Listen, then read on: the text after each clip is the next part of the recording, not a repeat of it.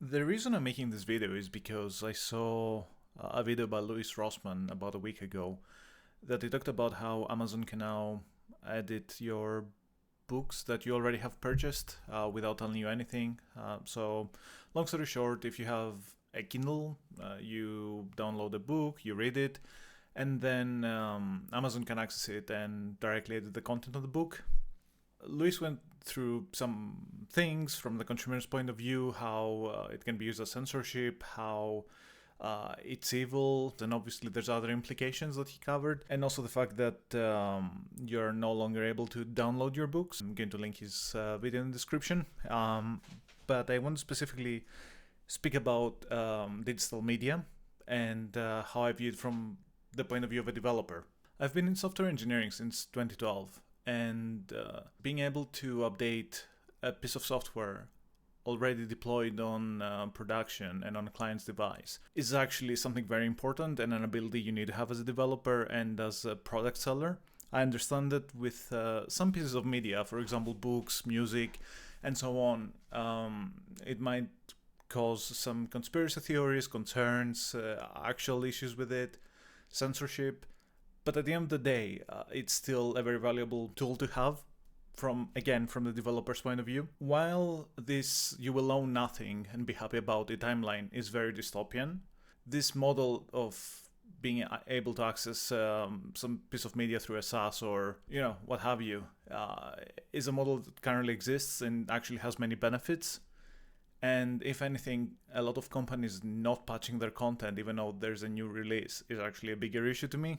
A big part of this is that a lot of product strategies and company strategies are developed around this model of not actually owning any of the media you consume.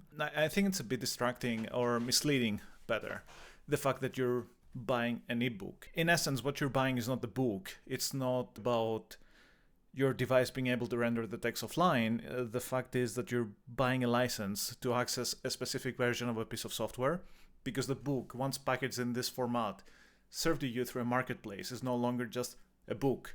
It's a piece of software. And I completely understand that from everyone's point of view, it's just a stupid PDF with a lot of other DRM software, tracking software.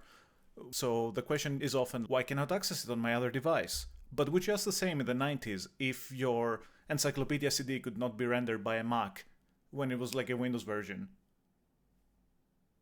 I believe we have reached a point with software portability and accessibility being so easily accessible that the consumers have gotten extremely entitled about what they can and cannot do and what they own and they do not own.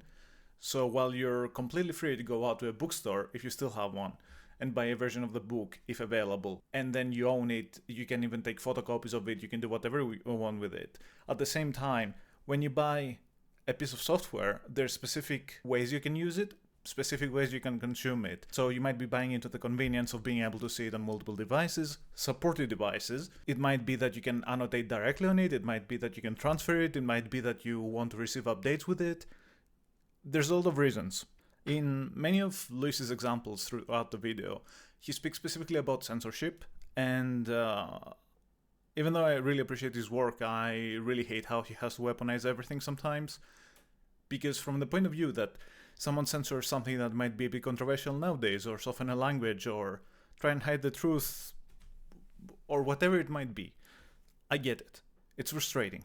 Amazon is only one platform, and I think the biggest issue with Amazon is that it offers anything from political books to religious books to just soppy love novels. I would be really pissed off if I bought a historical book and it's edited out to serve a specific agenda.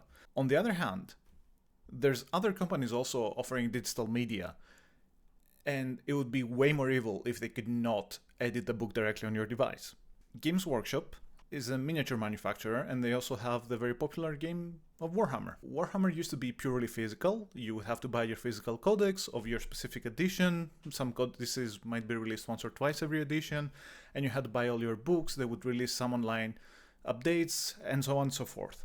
Recently, they started doing their own application and Warhammer Plus, and then you can also activate the code you get with every codex, and then you have access to the codex in the application. Now imagine, Games Workshop cannot release the latest version of a codex to every single user subscribed to that, because we deem that it's evil and it's censorship, and once you download something, you have absolute ownership of it. It would create a mess. You would go to play the same game, you would have access to different rules. It wouldn't be fun. And I understand, it's not a series, it's not a political book. Someone doesn't go into the state and revolution and edits out Lenin. But on the other hand, there's so many books that are not political. For example, let's say there's a misprint. Why would I remain with a misprint?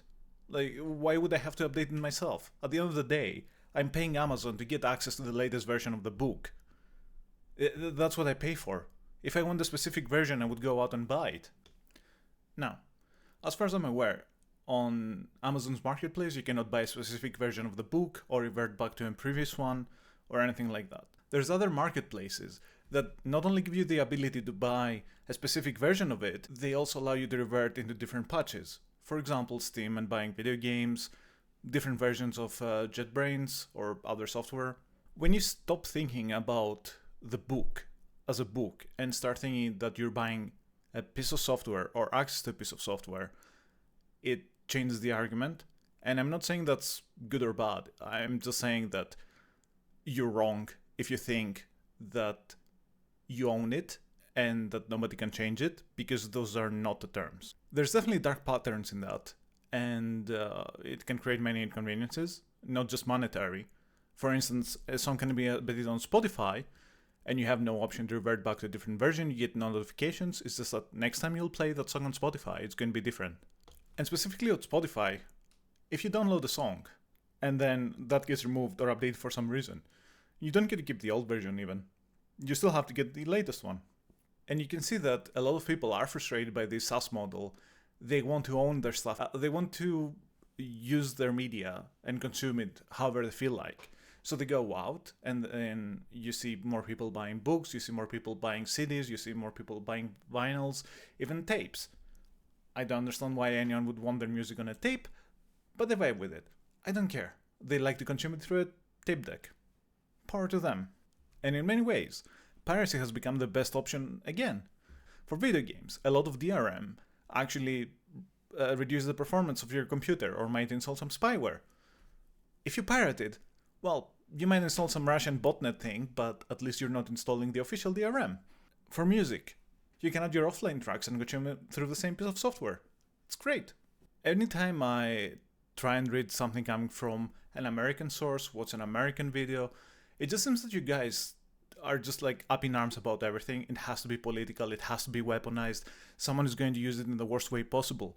And at the end of the day, I don't think the world is that evil. What I think the issue is that it's not clear what you're buying, and a lot of things are missold, and the terms of and conditions are not clear. Just look at how many people pay for a yearly Adobe subscription, then when they go on to cancel it, they're like, oh, why do I have to pay a cancellation fee? I was paying monthly, right? If only we could get a bit more honest with each other instead of trying to make the big bucks screw each other over or try and missell something. The tech industry and the whole internet would benefit so much more from a bit more honesty and clarity. That's what we need. We don't need to weaponize everything. Think of the worst case scenario about everything. There's enough unhappiness in the world without us raging about every single thing that in the grand scheme of things means nothing. And especially from a very narrow point of view, there's so many more applications that makes total sense for someone to have access to media downloaded on your device, through the platform, through their system, through legitimate means. And then you're going to start causing a whole rebellion against that? For what? I wouldn't want someone to go in and edit and obfuscate information from a historical book or document. On the other hand, I think it's in the right of the author and the right of the platform that if there's something they do not longer agree with, that it either gets removed, changed, and updated. And this can be a typo, someone misspeaking, something that's no longer true, something that the author does not believe. Why take them away the ability? Especially when you bought it through a platform that was published under very specific terms and user experience. I'm really into history. And I read a lot of historical books, I read a lot of controversial books, and some of the books that I think are highly controversial I actually bought as a hard copy. Can I be sure that whatever I have here is actually the original, as the author intended? No. I don't know. I don't even know if that's a good printing. I recently bought this copy of King in Yellow for way more money than I should have, because I really wanted to have the physical book.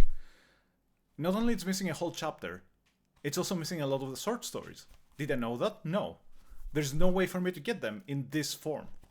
I'm stuck with a half-finished book in a half-finished format, and it's even too small to display it properly. I have less of a book, or I could have went on Amazon and bought the full version. What if someone went in and edited some words? I don't care. The message is still the same. And I'm not saying that you shouldn't care. I'm just saying that you don't have to make everything political and weaponized. We have enough negativity. Anyway, those are my thoughts on the subject. Let me know what you think in the comments. Maybe I'm completely wrong. Maybe I'm a corporate shill and I'm completely brainwashed. Who knows? I hope you're having a great day. And yeah, see you soon. Potato.